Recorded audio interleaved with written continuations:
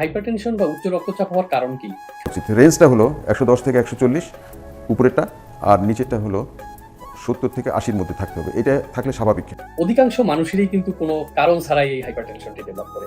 বলা হয়ে থাকে যে 90 to 95% মানুষের হাইপারটেনশনের কোনো কারণ খুঁজে পাওয়া যায় না। এবং তার বয়সের কারণে, তার শরীরের ভিতরে রক্তনালীর যে পরিবর্তনগুলো হয়েছে, অথবা তার মেটাবলিজমের যে পরিবর্তন হয়েছে, অথবা তার ওজন বৃদ্ধির যে পরিবর্তনটা হয়েছে, সেসব কারণে তার ভিতর থেকে এই প্রেশার ডেভেলপ করেছে এবং এটা তার জেনেটিক্সে ছিল।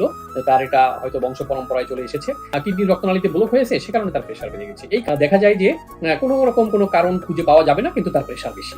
যদি থাইরয়েড হরমোনের সমস্যা হয়, সেই থাইরয়েড হরমোনের সমস্যার কারণে তার প্রেশার হাই প্রেশার ডেভেলপ করেছে। দেখা যায় যে কারো কিডনিতে সিস্ট হয়, অনেক বেশি সিস্ট হয়, আমরা বলি পলিসিস্টিক কিডনি, এবং কিডনির সাইজ অনেক বড় হয়ে যায়। এই ধরনের রোগীদের প্রেশার বেড়ে যায়। এই যে কিছু টিউমার আছে, এই টিউমারগুলো যদি কারো শরীরে হয়, তাহলে তার হাইপারটেনশন বা উচ্চ রক্তচাপ ডেভেলপ করতে পারে। এই ধরনের রোগীরা সাধারণত একটু মোটা হয়ে থাকে, ওজন বেশি থাকে, রাতে ঘুমানোর সময় অনেক নাক ডাকেন, তারপরে ঘুমের মধ্যে হঠাৎ করে তাদের দম বন্ধ হয়ে যায় এবং লাফ দিয়ে উঠে বসে যায়।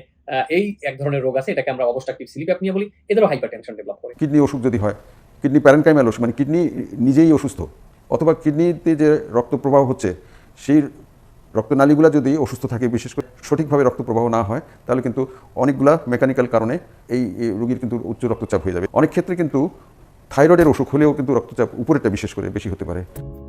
তাহলে আমরা যেটা শিখলাম যে কোনো কারণ ছাড়াই হাই প্রেশার হতে পারে। হাই প্রেশার হতে গেলে কোনো কারণ দরকার নেই, কোনো বিনা কারণে হাই প্রেশার হতে পারে।